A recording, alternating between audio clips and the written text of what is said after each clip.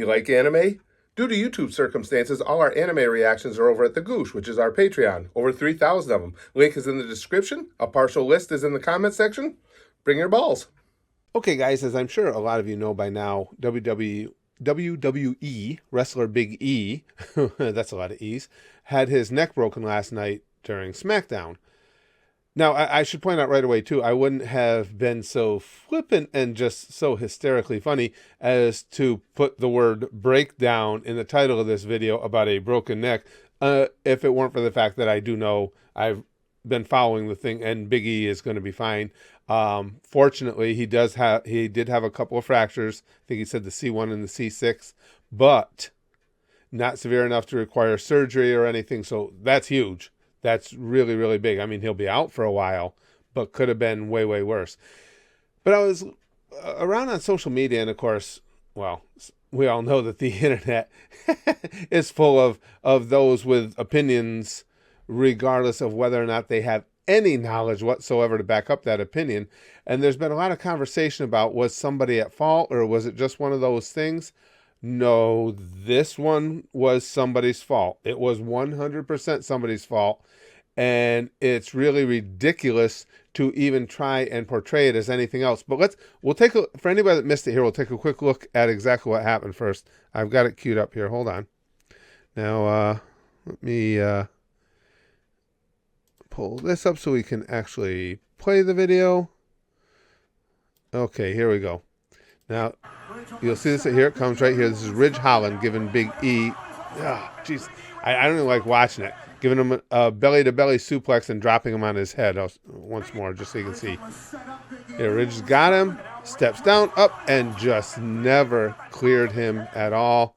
And again, dropped him directly on his head. That is as egregious a thing you can do in wrestling as far as I'm concerned. Ridge Holland is 100% at fault. And the reason that is people say, well, Big E didn't jump with him. They were out of sync. No. It's a belly-to-belly suplex. You have to have the power to get the guy up, over, and allow him to turn and fall flat. He wasn't even close to doing it. People say, well, Big E didn't jump with him. First of all, that's not a move that you have a lot. You got to remember, Holland has him around his upper body, around his upper torso. You can't get a lot of push off. That's all strength. You got to get him up in the air. You can't help him all that much, but it didn't matter anyway, because watch the clip. Ridge does a touch and go with him. He locks him up, step down and up. He didn't go down far enough for Big E to have pushed off, and he certainly didn't give him enough opportunity to push off. When you do that, you're stating, because you're in there to take care of the other guy, and this is why this kind of stuff drives me crazy. First and foremost, take care of that other guy. If you do that move in that manner, you're saying you have the power to get him up and over and allow him to fall flat. He didn't. He dropped him on his head. It was egregious. It's as bad a thing as you can do in the ring. It's just entirely disrespectful in the respect that you're not concerning yourself with the other guy's safety. Have there been other things like that? Yeah, it was brought up, and it always killed me, because I always really had a lot of admiration for Owen Hart until he did what he did against Stone Cold. That was 100% on Owen. It's a pile driver.